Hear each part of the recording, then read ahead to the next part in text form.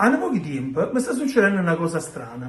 Anno dopo anno, l'albero di Natale diventa sempre più piccirello e il presepe sempre più grosso.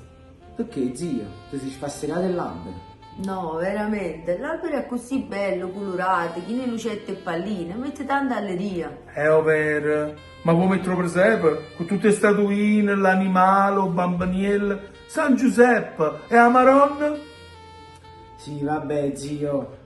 Io non dico che è più bello l'albero, ma solo presepe non si può fare. Eh già, il presepe è importante come simbolo della natività e l'albero è il simbolo della festività. Vabbè, ma pensate a quante alberi sono state tagliate e poi morre per sta festività. Invece il presepe cresce un tantillo ogni anno accattando pastore nuovo.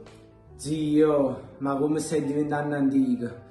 Io penso che vanno buono tutti e due. Quello che conta è il desiderio di stare insieme, capriezza e contentezza. Bravo Ale, a noi ci piace il presepe, ma non ci dispiace l'albero, che è il simbolo delle festività per tutto il mondo.